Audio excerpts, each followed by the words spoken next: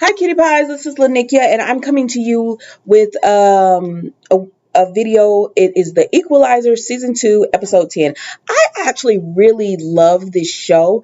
I think Queen Latifah is phenomenal in it, and Jada Pinkett Smith guest starring tonight was absolutely everything. The chemistry between these two is amazing. So here is the Equalizer Season 2, Episode 10 called Legacy. So we start off with seeing that it's a house fire going on. We see this a little girl standing at the window, and someone they throw up like a ball of fire into the home, and the dad and the mother come and they run and grab the little girl up, but these two men come inside and they kind of rough the dad up, but he ends up leaving with the daughter and the mom. And we find out that is in 1921 in Tulsa, Oklahoma, which we all know was the home of Black Wall Street. And what happened is, over a course of days, they pretty much just, it might even be longer, but they pretty much just burned Black Wall Street down. It was this community where these Black people were thriving. They owned they had their own banks, they had their own stores, they just had their own community, and they had the cash flow. It was Wall Street. It was a early modern day Wall Street for them.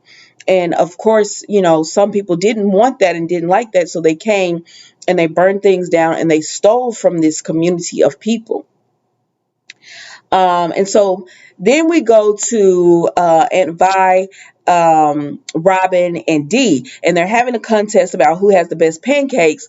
And it turns out that between Aunt Vi and Dee, and it turns out Aunt Vi won, and that Aunt Vi lost to Dee. And then when she said, "Oh, you're gonna cook breakfast from now on," so when Dee tasted her Aunt Vi's pancakes, she was like, "That's not the same recipe." Like, she didn't do her pancakes right, because she was like, I guess she was tired of making breakfast. But that was real cute.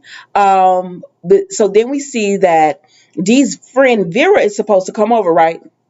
And I'm gonna wrap that up because it wasn't much to their story, but it was a very impactful story. So she comes over, right, and she's talking to Dee about wanting to, do a program to the United Nations, get in and use her background to help her take a spot for a minority. The thing is, her last name is Franks. Her middle name is Lopez, but she doesn't go by Lopez, right? But she wants to, because her mom said that would help her be considered a minority and get a spot. And of course, Dee is like, "Girl, I'm not with this." Like, that's not fair to the people who are minority and claim to be minority. Now, she is a minority. They just are more, they consider themselves white, is what it is. So she and Dee get into this little tiff about it or whatever, and so Vera leaves, and Dee talks to her Aunt Vi about it, and her Aunt Vi is like, "I know you have opinions, I know they're strong."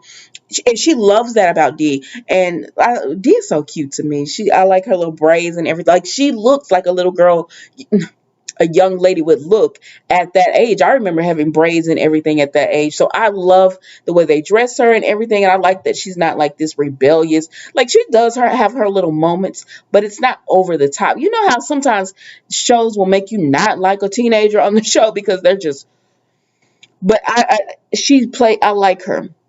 But anyways, Aunt Vi was telling her, "I love that you're so independent. I love that you're an activist. I love that what you believe in, you stand for, and you fight for it, and you say it. But why not try to be more understanding and everything? Give your friend a chance to understand, why do you want to use it? Have you thought about how it affects other people, how it affects you, and everything?" And it turns out that Dee was trying to message Vera and everything, but she wasn't returning her calls and messages and DMs and everything. But she finally comes over, and she talks to Dee, and she lets her know, "I was upset, but I had to find out, like, why is this upsetting me?" So she talked to her parents, and she found out why her grandfather wanted them to kind of leave their heritage behind. And it makes sense. Like, I get it. Some people do that. Now, Some people do that because it's just to be easier for them, and I understand that. But it made her have an appreciation of that side of her and everything, and she wanted to talk about that, instead of like being like, I'm a minority. She wanted to explain how having her family suppress that side has affected her, and her decisions and how she feels about herself and everything. I think it was a great storyline. Like, normally I'm not into it, but that was a really great storyline, and I like that they didn't shove it in our face. They just brought them in about 2 3 scenes, and then that was it. So now we're gonna get to the meat of the episode. So okay. The woman at the beginning of the scene, the little girl, her name was Ella. Ella is now 107 years old. Her great granddaughter comes to Robin because she says there's this painting, and if you look at the beginning of the scene, they show this painting. She said that's my grandma. That's Ella's mother, Ruthie. Ella is 107. She doesn't have much time, and she just wants to lay her eyes on Ruthie one last time, because we find that Ruthie did die that night. So she just wants to lay her eyes on Ruthie one last time before she, crosses over. And so she's like, I know who has the painting. I'm sorry. I'm looking for the name. She's like, the Nordens have the painting, and she's talked to them. She's tried to get the painting. Not only did they steal the painting, they had like products and everything, and they used that to start their own shipping company and everything. They took what they had, the Black Wall Street had, to start their own company. And she says she was like, all we want is the painting. I know it's worth millions now, but that's not what we care about. We care about getting the painting back just so she could see her mother one last time. So of course Queen is like, oh gosh, I'm going to try to help you. And so she starts talking to Harry and Mel, and she can't feel, they're like, they figure out that painting is in the vault, and they're like, the vault is going to be hard to get into. Like, it is, like, the defense on that is unheard of. No one breaks into this. And so Queen is, I'm sorry. Robin is like, I know someone who can get it. And so she says her name is Jessie Cook, and she's known for breaking into high places. They call her the Worm, or whatever. And so we meet her. We meet Jada Pinkett Smith's character, Jessie the Worm. We meet her. She's actually they're at an event. She's stealing a diamond, and that's how we meet her. And she and Robin go back and forth about their past and everything. And apparently she was like, Robin, you didn't have to sell me out. You didn't have to tell all my secrets or whatever, talking about how my back. And Robin was like, you left us. We almost died. You blew that bomb. You detonated a bomb, and we almost died. And she was like, but you didn't. You could tell that they have been working and riffing off each other for years, because it is so, like, they brought comedy to the episode where you normally don't get to see a lot of company with Robin, because she's always on a mission or whatever. But the two of them, I would love if they would bring her back on a, maybe not of course every episode, but maybe like once every other season or something like that. They gotta bring her back at least 2 more times. She's too good. But so anyways, they get out of there, and she goes and she agrees to do it because Robin tells her, it's for this family. All we're trying to do is steal this painting. And she was like, okay, I'll help you. Plus it's the vault. And she's like, ooh, I could get bragging rights on being the one who could get into the vault. Turns out, so when they go and meet Mel and Harry, it turns out they show the people, and they show the man who's over the vault, who's over the security of the vault, who designed it. And she was like, oh yeah, I was with him. So she was intimate with him, and when they were intimate, he loved to talk because he was a little drinking and everything like that, and he loved to talk. So because of that, she knows the security layers for the vault.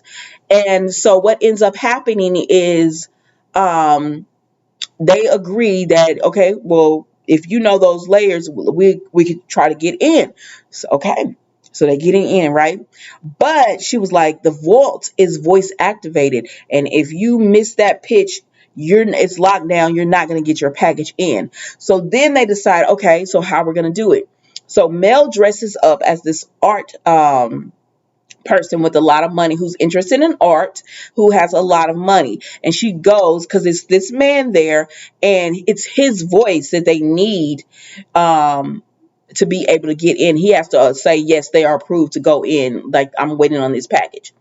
So she bumps into him, and she's carrying this device that catches his voice and sends it to Harry. And so he's trying to get her to, like, to say, I need a Z and I need a ooh and a E. And so she gets it all out of the man or whatever. So the next scene we see, she goes and she's in her vehicle and she has a package in the back. And she says, hey, I got a package. And the security person was like, I don't have a package for you. But then Harry calls and he speaks, but it's using the man's dialect. So he gets the beat. So it sounds like the man, and the device doesn't, it dings it as, okay, that's who it is. Let's go. So they get to come in, and we see in the package that Mel had was actually Robin and Jesse the worm.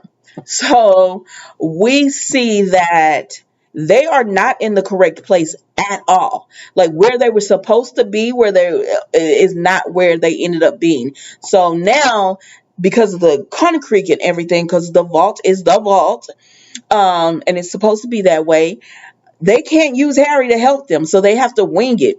And baby, when I tell you, the worm was all over the place. Like, this is all fun and games for her, and Robin is like, no, we need to be serious. We have to have a plan. But the worm is just like, God, this is fun. Let's just have fun, be loose with it. And so, but anyways, so Jesse the worm was supposed to get a key card, right? And so they go and they do everything. They get through the sensory, and then they get to the door where they're supposed to have the key card. And she's like, "Where's the key card, Robin?" And Jesse was like, I didn't get it." And Robin was like, "What are you talking about? You didn't get it? Like, what do you mean you didn't get it? We are at this door. This is probably our only shot to get in here. How are we supposed to get in?" And she was like, "Don't worry." She was like, "My person didn't come through," or whatever. I mean, that's something that you probably should have told her before y'all went in the box and got shipped. But a security guard comes through. They knock him out. And Robin is just like, now we're on a time frame because he could wake up. So they tie him up and everything, the security guard, and they go with they're in with the key card. But before they can do all of that, you have to step in certain patterns. And if you step the wrong way, the alarms will go off. So the worm knows it because the man was talking when he was drunk. The man who designed it was talking, so she remembered the pattern. Robin is following her, going each step she takes, Robin takes right behind her. Then the worm says, "You hear that?" And Robin looks back. And when Robin looks back, she turns back around. The worm is gone. And she's like, "What are you doing?" She says, "I need to make a quick detour." So she goes and pick up these Maria Antoinette earrings, which were gorgeous. But she went and picked up because she has the necklace. And so Robin was like, "This was not supposed to be about that. We were supposed to get this painting." But they end up getting in, and they find they go in and find all these paintings. And the worm, who is an art thief, is like, Jesse's like, "Wait a minute, these paintings are worthless. Like, the frame costs more than this painting and everything. They're laundering money with this." And so because of that, they're like, something more is going on with this. But they were like, "We don't have time to figure that out. Let's find the painting." So they finally find the painting. But unfortunately, the security guard has woken up, and he has his flashlight, and he kicks his flashlight into the hallway. He rolls it in there, and it makes the security guard alarms go off, so they can't get to the painting. So then they, have to hightail it out of there, and they're getting shot at. They get in the van, they're getting shot at. They're getting chased down. They have to break through a gate. All of this is going on, right? And Jessie the worm is like, she's loving it. The excitement of it all, she loves it. Rabbit is like, this is not how I work. Like, this is not how I work. And so she just tells Jessie, like, that's real selfish. This woman is 107 years old. She's about to pass. And all we had to do was go in there and get the painting and come out. But you wasted time getting those Maria Antoinette earrings. I hope it was worth it, because, that was a legacy that, all this woman wanted was to see the painting or whatever. And so then they part ways. So we see Mel and Harry and Robin trying to figure out how they can get back in and get this painting. And Harry tells them, well, y'all don't have much time. Well, and they're keeping Dante, a brief about what's going on as well, but there's not really much he can do. So he's not really in this episode, y'all.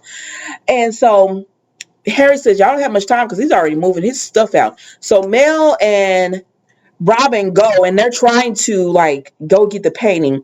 But when they're going, the man whose voice they took, he's there, and he captures them. And they go up to dang, what was that man's name again? They go and see, it started with and I'm sorry, guys. So they go and see, I think it was Norden's. They go and see the Norden or whatever. Now, Norden, his family took this painting, and so that's how he ties in case I didn't say that earlier. He ties in because they took it was his I think grandfather, and it was them that stole the painting in the first place, and it's just been passed down through the legacy. And I like, give the damn painting back. Like, what? Give the painting back. It's actually of a woman who existed. Why wouldn't you not, like, just give the painting back? But anyways, so they have this big shipping company that's been passed down because they stole the material from that family. Just in case I forgot to say that earlier. But anyway, they go and meet him, and they're like, he tells them, kill Mel and Robin, because, I thought y'all were maybe CIA or FBI or something like that. But if you're just working for that family, go ahead and kill them. And he goes in his office to have a drink, and Mel and Robin are like, how are we gonna get out this? You got a plan? And Mel's like, you got one. Robin's like, nope. And then that's when Jessie comes through, and she knocks the security guards out and everything.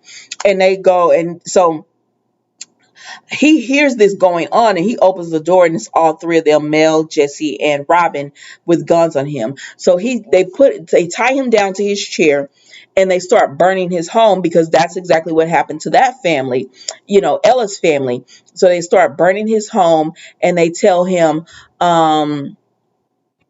your home is going to burn. By the time your men get this, they won't be able to get all these paintings off the wall or anything. So, I mean, it is what it is. That you're going to understand what it felt like for them to lose their home that night. Or they lost everything. He won't, because he still has his, money. And so that was pretty much it with that. And then, so as they're leaving,